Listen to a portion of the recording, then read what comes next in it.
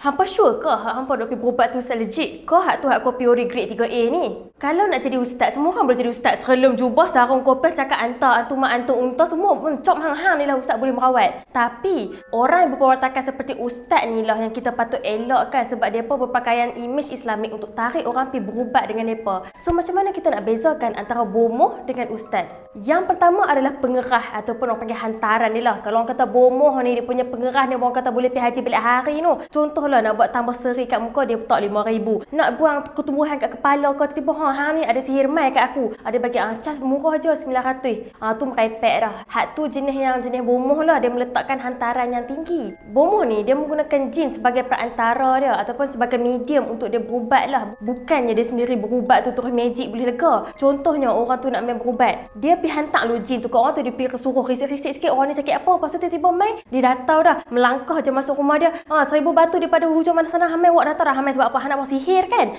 Kita pun dengar ni macam, macam mana dia tahu macam powernya. Nak buat macam mana lagi, dah ada yang hantar jin tu pergi tengok dulu. Lepas tu jin tu mai balik, habanglah balik dekat dia. Kadang-kadang bomoh ni sendiri dia letak jin tu dekat orang tu bagi orang tu sakit supaya orang tu mai dekat dia berubat dengan dia. Nak pula kalau dia minta pengerah, okey bagi 3 tingkat pulut kuning, letak pula telur ayam atas tu dengan kepala itik tu sekali atas. Lepas tu 3 ekor ayam golek semua tu. Tu bukan pengerah lah, tu nak pengerah perut dia seorang. Okey, kalau ustaz pula kebiasaannya depa tak letak sebarang hantaran ataupun sebarang bayaran, ataupun depa kata okey tak apalah, bayarlah seikhlas hati. Contohnya kalau macam Darushifa, biasanya dia letak satu tabung kat ujung tu, siapa yang pergi berubat letaklah berapa nak letak. Tapi kita ni pun kenalah ada common sense juga. Depa tu penat kot melawan dengan jin. Tu tak kira dengan family depa yang kena attack balik dengan jin depa merawat tu. Jadi kita kenalah bagi bayaran juga ataupun kita sedekahlah setimpal dengan pertolongan yang diberi. Sebab depa pun ada juga anak bini yang nak kena bagi makan. Tapi apapun Islam ni agama yang mudah dan tak membebankan. Sekiranya tak mampu sangat pun, at least kita jamulah ayak sikit bila dia main rumah.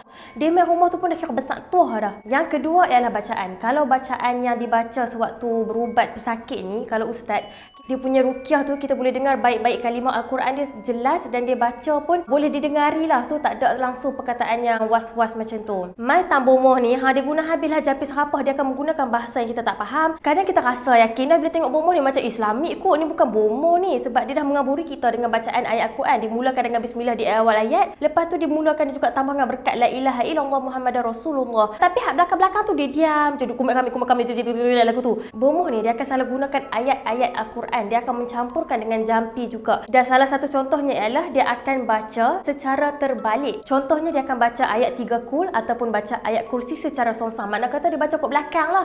Itu jangan tanya sajalah macam mana dia baca sebab saya tak pernah jadi bomoh. Yang ketiga ialah ritual dan alat yang digunakan. Kebiasaannya lah kalau ustaz ni dia akan minta benda-benda seperti 5 purut, garam, lada, daun bidara, ayak sebagai pemutus ataupun untuk tutuplah lubang-lubang yang pernah dimasuki jin ni supaya tak boleh masuk dah lepas tu. Ataupun dia nak pagar rumah lah dengan lada dan garam tu. Dah contohlah kalau kita ni kena sihir, ustaz-ustaz ni ataupun perawat Islam yang sebenarnya dia takkan habang siapa yang main hantar kat kita, siapa yang santar, siapa yang sihir, walaupun jiran ke walaupun adik-beradik. Sebab dia nak menjaga silaturahim dan tak mau kita berdendam. Tapi kalau bomoh ni, dia akan habang tahu siapa dia main hantar jin kat kita, siapa main hantar santar sampai main sihir. Dia akan mintanyalah dekat jin belaan dia tu, siapa yang main hantar. Tapi jin ni dia sifat dia pendusta, dia kerja muhur orang. Dia tahan je lah nama orang yang pernah gaduh dengan kita ke, ada konflik ke, ataupun dia nak melagakan hubungan antara sesama keluarga. Dia bubuhlah nama dia beradik kita sendiri. Lepas tu kita bila tahu tu orang yang buh santau ke aku no. Lepas tu kita pun jadi berdendam. Silat-silat kita pergi suruh bomoh tu santau dia balik. Kalau barang pula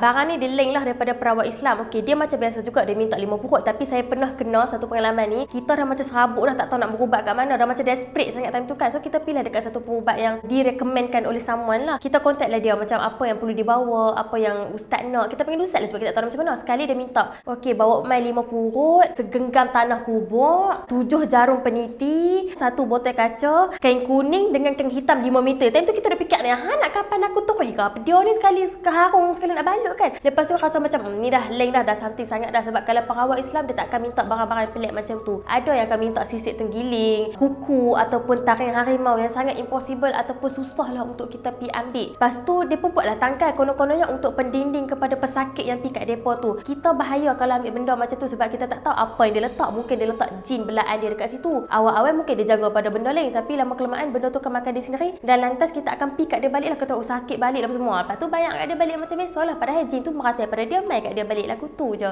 Jadi seterdesak atau desperate macam mana kita pun, seeloknya kita kena pandai-pandai pilih atau carilah perawat Islam yang sebenar dan janganlah ambil jalan pintas dengan mencari bomoh.